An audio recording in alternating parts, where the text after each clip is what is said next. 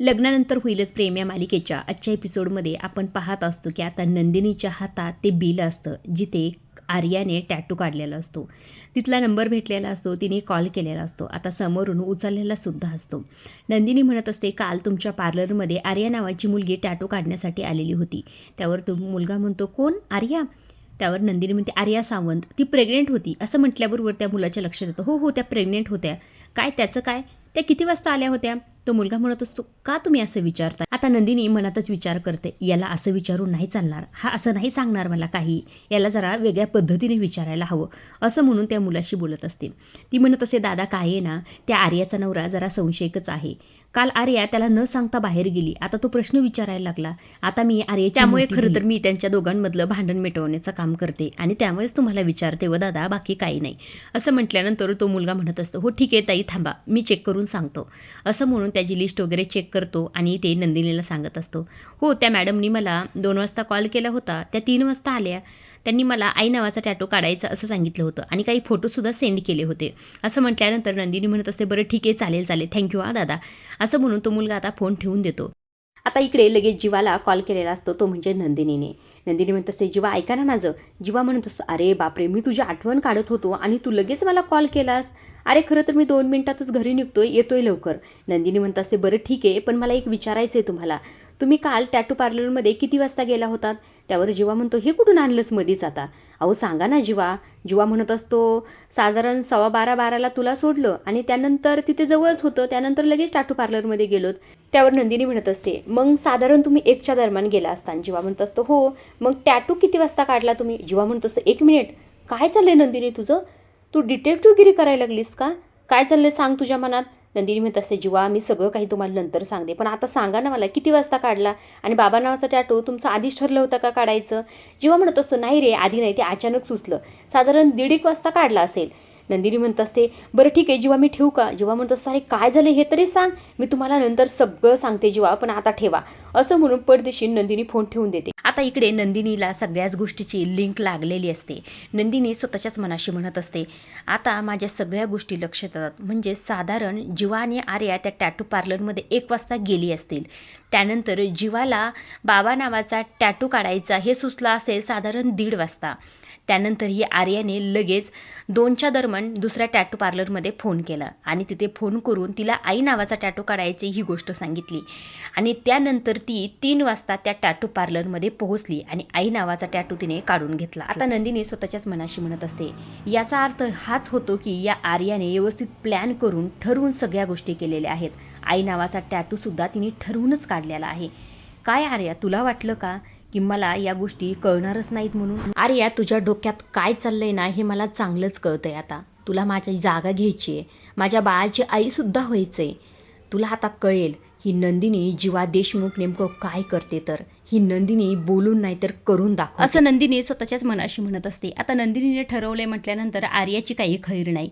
इकडे दुसऱ्या बाजूला जी काही माननी असते ती वरनं कपडे घेऊन येत असते. तेव्हा मात्र तिचं लक्ष जीवा नंदिनीच्या रूमकडे जाते. तेव्हा तिला काव्याचं बोलणं आठवतं. आता काव्याने सांगितलेलं असतं की नंदिनी ताईला हसवण्यासाठी जीवाने एक पोट आणलंय आणि ते पोट पाहिल्यानंतर आम्हाला सुद्धा हसायला आलं. आता माननी विचार करत असते की ते पोट कसं असेल, बघू का एकदा, असं म्हणून त्यांच्या खोलीमध्ये गेलेली असते. आता हातातल्या साड्या साईडला वगैरे ठेवते आणि त्यांची लॉन्ड्री बॅग वगैरे चेक करते. कपाटाच्या मागे आहे का, कुठे आहे का, ती शोधाशोध करत असते. मात्र काही केल्या तिला ते पोट कुठेही भेटत नाही. ती विचार करत असते, कुठं ठेवलं असेल जीवाने ते पोट, कपाटात असेल का, असा विचार करूनच माननी आता कपाट खोलते आणि कपाटात सगळं काही शोधत असते. इकडे तिकडे पाहत असते, मात्र तिला काही केल्या ते पोट काय भेटत नाही. पोट तर नाही भेटलं, मात्र तिला भेटलेलं असतं ते म्हणजे लिगल डॉक्युमेंटची फाईल. आता ती खोलणारच असते तितक्यात इकडनं जीवा आलेला असतो. जीवा जेव्हा माननीच्या हातात ती फाईल पाहतो तेव्हा मात्र त्याला फार मोठा धक्का बसलेला. आता माननी इकडे खोलतच असते, जीवा तिच्याकडे पाहतच असतो. आता जीवा जोरातच ओरडतो, आई म्हणून. आता माननी घाबरलेली असते. पडदेशीन तिच्या हातातून ती फाईल पडते. माननीला कळत नसतं नेमकं काय चाललंय. जीवा धावतच जातो आणि ती फाईल स्वतःच्या हातात घेतो. इकडे माननी तर त्याच्या चेहऱ्याकडे पाहतच असते, याला काय झालं इतकं धावत यायला. इकडे दुसऱ्या बाजूला पार्थ लवकर घरी आलेला असतो. काव्या म्हणत असते, काय पार्थ, तुम्ही लवकर घरी आलात, ऑफिसमध्ये काम नव्हतं का? इकडनं पार्थ चिडतच म्हणत असतो, काय काव्या, खरंच ना, म्हणजे तुमची कमाल आहे. तुम्ही जेव्हा क्लासला जाता लवकर घरी येता तेव्हा मी विचारतो का तुम्हाला की तुम्हाला आज अभ्यास कमी होता? काव्या म्हणत असते, अहो देशमुख, मी असंच म्हटलं ना, एवढा काय राग येतोय तुम्हाला? त्यावर पार्थ म्हणत असतो राग येणारच की असं बोलल्यावर. आता काव्याचं लक्ष त्याच्या हातातल्या त्या बुक्सकडे जातं. आता पहिलं बुक्स असतं काव्याचं, बाकीचे बुक्स असतात पार्थचे. काव्या म्हणत असते हे माझे, पण हे बाकीचे बुक्स कुणाचे आहेत? त्यावर पार्थ म्हणत असतो ते माझेत. काय तुमची कोणती एक्झाम सुरू आहे आता? अहो काव्या, 16 ऑगस्टला तुमची एक्झाम आहे आणि नंतर माझी एक्झाम सुरू होणार आहे. काव्याला तर धक्काच बसतो. आता काव्या एक एक पुस्तक काढत असते आणि त्यावरलं नाव वाचत असते. त्यातलंच एका बुकचं नाव असतं ते म्हणजे मिशन बाबा प्रोजेक्ट पापा. आता हे ऐकल्यानंतर काव्याला तर हसायलाच येतं. काव्या म्हणत असते काय देशमुख, काय असतं ना तुमचं चाललेलं मला कळतच नाही आहे. असं म्हटल्यानंतर पार्थ म्हणत असतं एवढंच नाही काव्या, आणखी सुद्धा एक तुमच्यासाठी मोठं सरप्राईज आहे बरं का, असं म्हणून तिला साईडला बसवतो. काव्या म्हणत असते आणखी काय सरप्राईज आहे? डोळे बंद करा ना तुम्ही. डोळे बंद करायचे? त्या दिवसारखा फूड मसाज देणार आहात का मला?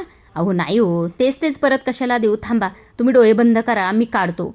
असं म्हणून आता पार्थ त्याच्या बॅगमधले ते सॉक्स विणलेले काढत असतो आणि काव्यासमोर धरत असतो. आता ते पाहून तर काव्याला फार आनंद होतो. काव्या म्हणत असते ही लोकर, ह्या कलरची लोकर तर आईने मला विणायला दिली होती, पण माझं ते विणणंच झालं नाही. त्यावर पार्थ म्हणत असतो मग तुमचं ते विणणं झालं नाही म्हणून मी विणलं. काय तुम्ही विणले पार्थ हे? हो, ऑफिसमध्ये वेळ भेटला की मी ते विणत होतो. बेसिक आहेत पण छानच ना, आवडले ना तुम्हाला?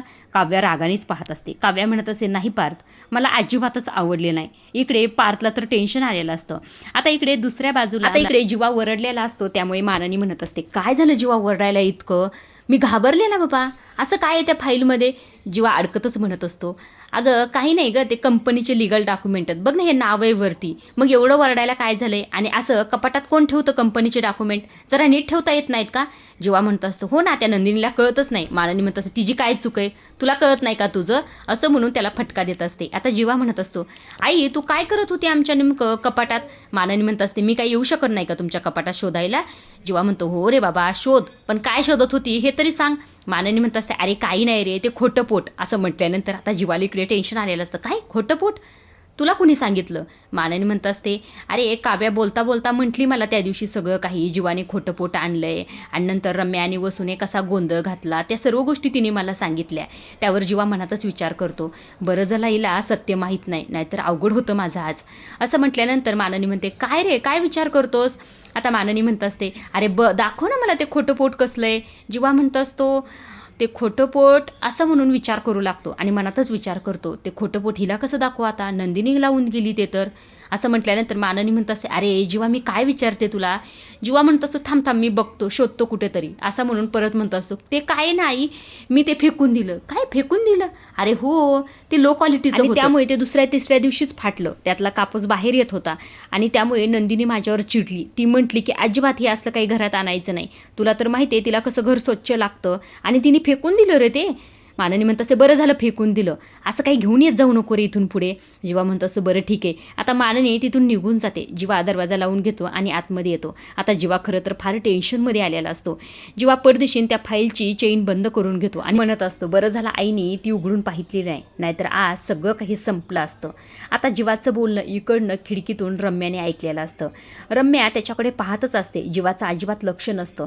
जीवा गडबडीतच ती फाईल घेतो आणि कपाटात लपवून ठेवतो. दरवाजा वगैरे लावून घेतो आणि फ्रेश होण्यासाठी निघून इकडे रम्याला मात्र संशय आलेला असतो. रम्या आता याचा सोक्षमोक्ष लवकरच लावणार.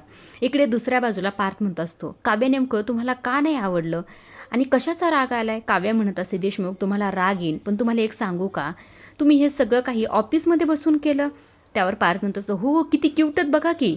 काव्या म्हणत असते क्यूट तर आहेतच, पण तुम्हाला कळतंय का तुम्ही काय करताय? तुम्हाला काय वाटतं देशमुख की मला हे सगळं करायला आवडत नाही का? मी बाळाची काळजी घेत नाही का?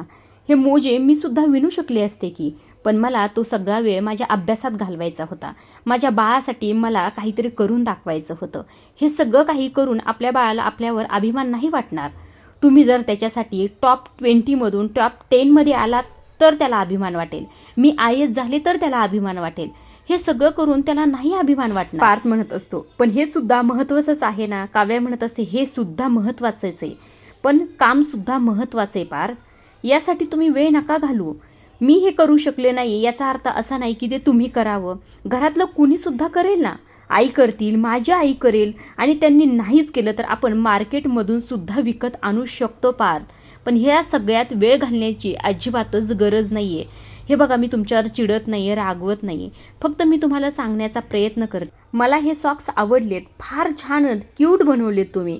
पण तुम्हाला एक गोष्ट कळते का? पण या सर्व गोष्टीच्या मागे आपण आपले स्वप्न तर नाही ना विसरू शकत. आपण आई बाबा होण्याच्या आधी आपण एक काव्या पार्थ आहोत. त्यांचे काहीतरी स्वप्न आहेत आणि ते पूर्ण करण्यासाठी आपण धडपड केली पाहिजे. ह्या सगळ्या गोष्टीमध्ये वेळ घातला तर आपण कसे चांगले आईबाबा होणार आहोत तेच सांगा पार्थ मला, असं इथे काव्याने समजावून सांगितलेलं असतं. काव्या तिथून निघून जाते. पार्थ तिकडे त्या गोष्टीवर विचारच करत असतो. इकडे दुसऱ्या बाजूला मात्र रम्या शॉकमध्ये गेलेली असते, कारण की जीवाची ती धडपड फाईल लपवण्याची तिने पाहितलेली असते आणि तिला चांगला संशय आलेला असतो. त्याच विचारात ती गुंतलेली असते. इकडनं वसू आलेली. वसू तिला म्हणत असते, अगं मी शिंदे डॉक्टरांची अपॉइंटमेंट घेतली आहे, उद्या जाऊया आपण. रम्याचं मात्र अजिबात लक्ष नसतं. वसू म्हणत असते, काय गं रम्या, मी बोलते तुझ्याशी. इकडनं रम्या म्हणत असते, अगं त्या फाईलमध्ये काय असेल गं? कसली फाईल? अगं जीवाच्या हातातली फाईल. तू बघितलंस का त्यात काय होतं? रम्या मग चिडतच म्हणत असते, मी काय दुर्बीन घेऊन गेले का तिथे बघायला? अगं मी फक्त लांबनं ती फाईल बघितली त्याच्या हातात आणि तो लपवत होता. त्याच्याकडे पाहून असं वाटत होतं की त्याला ती फाईल कुणालाही दाखवायची नाही. इकडनं वसू म्हणत असते, कोणत्या रंगाची होती? रम्या म्हणत असते, ती काळ्या रंगाची होती. वसू इकडनं म्हणत असते, पण मी जीवानंदिनीच्या हातात तेव्हा जी फाईल बघितली होती का ती खरं तर निळ्या रंगाची होती. इकडनं रम्याला लगेच त्या फाईलचं सगळं काही आठवतं. रम्या म्हणत असे, जाऊ दे, त्या फाईलचा विषयच काढू नको. तीच फाईल विजय शोधायला गेला आणि त्याला खोटं पोट भेटलं आणि मामांनी माझ्या गालाखाली ओढली असं म्हटल्यानंतर इकडनं वसू म्हणत असते, बरं जाऊ दे, हा विषय टाळ, पण तुला कळतंय का रम्या यावरनं काय घडतंय त्यांच्या रूममध्ये? तर त्यांच्या रूममध्ये 2 फाईल आणि त्या दोन्ही फाईल जर आपल्या हातात लागल्या ना तर खूप मोठा धमाका होऊ शकतो असं इथे वसू म्हणत असते. आता इकडे दुसऱ्या बाजूला जी काही नंदिनी असते ती घरी आलेली असते आणि आर्याचं कारस्थान तिने सांगितलेलं असतं. जीवा म्हणत असतो, म्हणजे तिच्या आईने शिफ्टिंग केलेलीच नाही? नंदिनी म्हणत असते, हो आहो, शिफ्टिंग केलेलीच नाही आहे, त्या इथे नाहीतच आणि त्यांनी फोनसुद्धा हिला केला नव्हता. म्हणजे याचा काय अर्थ आहे? जीवा म्हणत असतो, म्हणजे तुझं काय म्हणणं आहे सगळं? म्हणजे हे आर्याने मुद्दाम केलं? नंदिनी म्हणत असते, हो मुद्दामच केलं. तुम्ही बाबा नावाचा टॅटू काढला, तुम्ही शॉपिंगला गेला, त्यानंतर ही आर्या आई नावाचा टॅटू काढायला गेली आणि तिने आई नावाचा टॅटू काढून घेतला. जीवा म्हणत असतो, या सगळ्यांचा काय अर्थ आहे? नंदिनी म्हणत असते, या सगळ्यांचा एवढाच अर्थ आहे की ती तुमच्यावरच नाही तर आपल्या बाळावर सुद्धा हक्क गाजवते, म्हणजे तुम्हाला बाबा आणि स्वतःला आई मानते ती, असं म्हटल्यानंतर जीवाला तर धक्काच बसलेला असतो. आजच्या पुरतं एवढंच. पुढील भागात आपण पाहत असतो फायनली ते काव्याचं डोहाळे जेवण सुरू असतं.